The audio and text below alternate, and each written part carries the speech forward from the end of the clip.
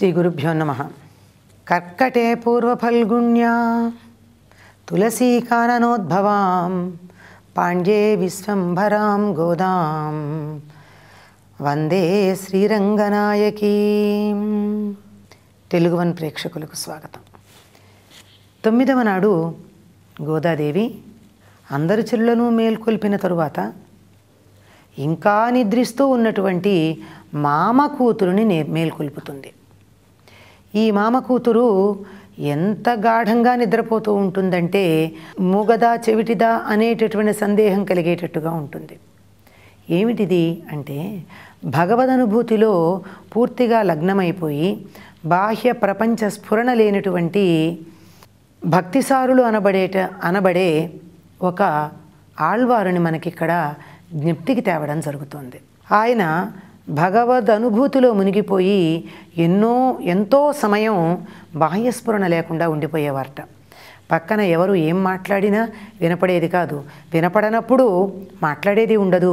ఆయన కన్ను తెరిచి చూడరు గనక కనపడదు.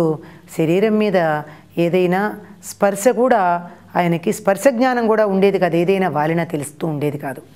అటువంటి స్థితిలో ఉన్నటువంటి వారిని కూడా ఆలయంలో అయితే మేల్కొలిపి నమస్కరించటం లేదా అటువంటి స్థితిలో ఉన్నటువంటి భక్తులని కూడా వచ్చి సేవించుకోండి, ఆలయంలో స్వామి మేలుకున్నాడు, ఆయన భక్తులం మనం మేల్కొనవద్దా అని చెప్పి హెచ్చరించటం అనేది మనకి ఇక్కడ సంకేతంగా కనపడుతూ ఉంటుంది.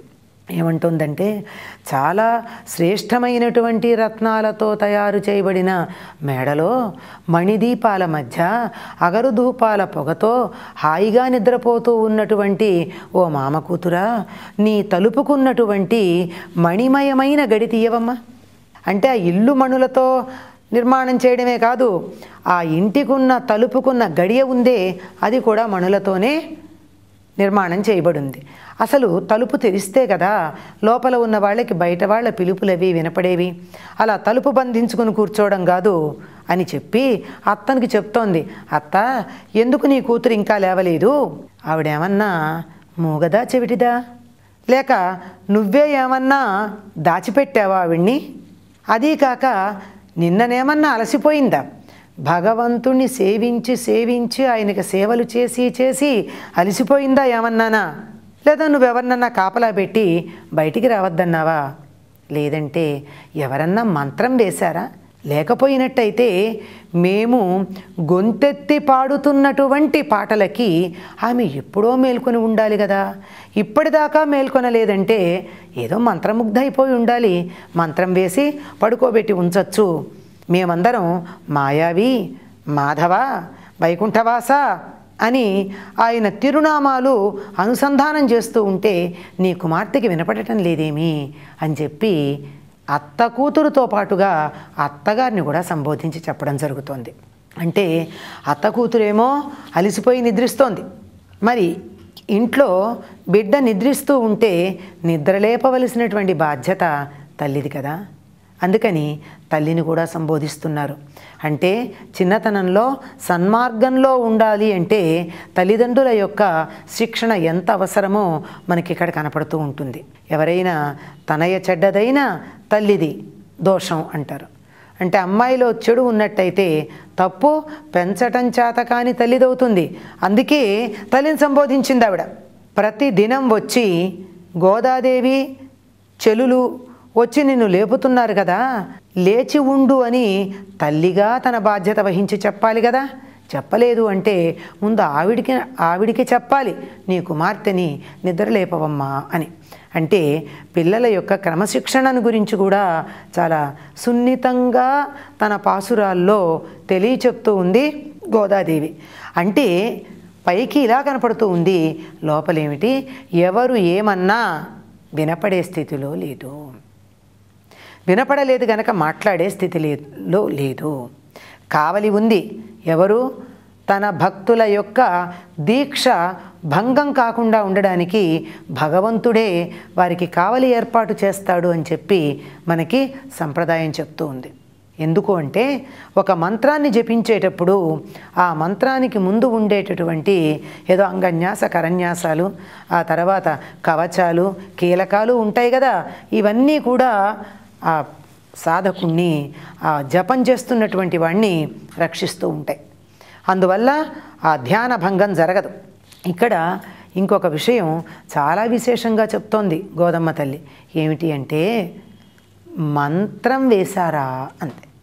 నిజమే, అష్టాక్షరీ మంత్రాన్ని జపించి జపించి జపించి దాని ఫలితంగా ధ్యానంలో నిమగ్నమైపోయి బాహ్య స్పృహ లేకుండా అయిపోవడం జరిగింది. కనుక మంత్రం వేయడం అన్నది ఈవిడ దెప్పి పొడిచినట్టుగా పైకి కనపడుతూ ఉన్న లోపల మాత్రం మనకు కనపడేటటువంటి అంతరార్థం ఏమిటి? అష్టాక్షరీ మంత్రాన్ని జపించి తత్ఫలంగా నారాయణుని యందు జీవాత్మ ఐక్యమైపోయి అక్కడి నుంచి యువతలకి వచ్చేటటువంటి స్థితిలో లేక తన్మయ స్థితిలో ఉంది. కానీ ఆళ్వారులందరూ తాము తరించడమే కాదు, ఇతర భక్తుల్ని తరింపచెయ్యడం అనే బాధ్యత ఉన్నవారు. తాము ఆనందంగా భగవంతుల్లో లయమైపోయి ఉండడం సరైన పద్ధతి కాదు.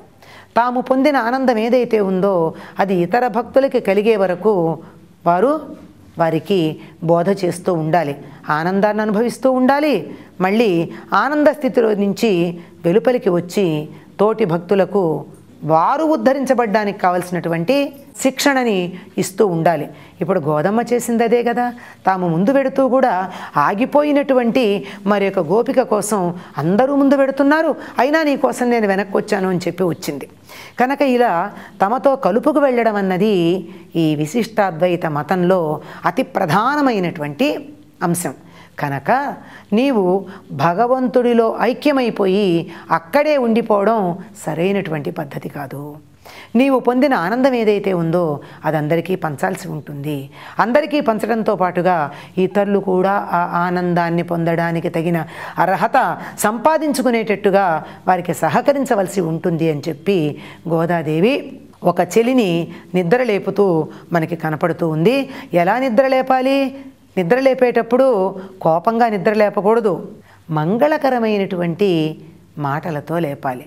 వైకుంఠవాస, నారాయణ, దామోదర మొదలైనటువంటి పదాలతో నిద్ర లేపాలి. వినపట్టలేదా? లేపవమ్మా అని అత్త కూతురుని అత్తని ఇద్దరినీ ప్రబోధించింది గోదమ్మ ఈ పాసురంలో. నీళాతుంగస్తనగిరితటీ సుప్తముద్బోధ్య కృష్ణం పారార్ధ్యం స్వం శృతిశతశిరసిద్ధమధ్యాపయంతి స్వోచ్ఛిష్టాయాం సృజినిగళితం యా బలాత్కృత్య భుంక్తే గోదా తస్యై నమ ఇదమిదం భూయ ఏవాస్తు భూయః. స్వస్తి.